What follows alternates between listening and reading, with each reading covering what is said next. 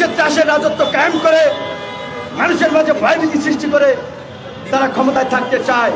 কিন্তু ইতিমধ্যেই গণতন্ত্র মঞ্চ স্পষ্ট জানিয়ে দিয়েছে আগামীতে শেখ হাসিনাকে পদত্যাগ করতে হবে, অন্তর্বর্তীকালীন সরকার গঠন করতে হবে, জনগণের ভোটাধিকার ফিরিয়ে দেওয়ার জন্য আবার সুষ্ঠু নিরপেক্ষ নির্বাচন আয়োজন করতে হবে।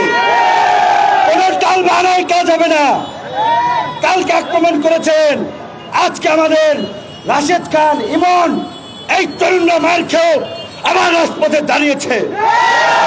শেখ হাসিনার পতন না হওয়া পর্যন্ত, শেখ হাসিনার ফাঁসিবাদের পতন না হওয়া পর্যন্ত আমাদের এই রাজপথের সংগ্রাম চলবে।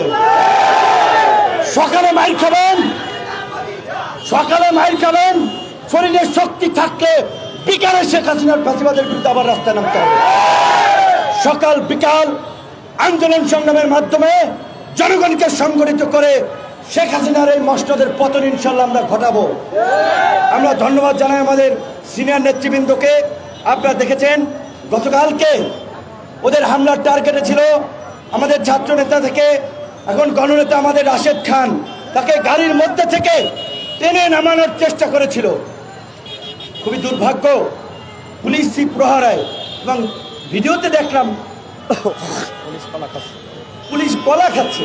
বাপের জন্মের কলা চোখে দেখে নাই।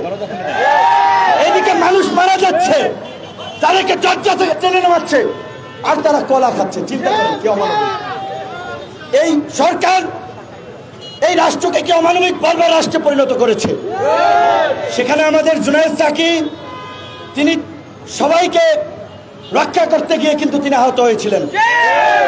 এই ধরনের নেতাই আমরা চাই। গণতন্ত্র মঞ্চের এখানে সিনিয়র নেতৃবৃন্দ আছেন, তাদেরকে বলবো আপনাদেরকে অভিভাবক মেনে আমরা তরুণরা আপনাদেরকে সামনে রেখে শেখ হাসিনার ফাঁসিবাদের বিরুদ্ধে নিজের জীবন বাজি রেখে লড়াই সংগ্রাম করব। আপনারা যদি অভিভাবকের ভূমিকা পালন করতে পারেন, এই গণতন্ত্র মঞ্চের মাধ্যমেই শেখ হাসিনার পতন ঘটবে ইনশাআল্লাহ।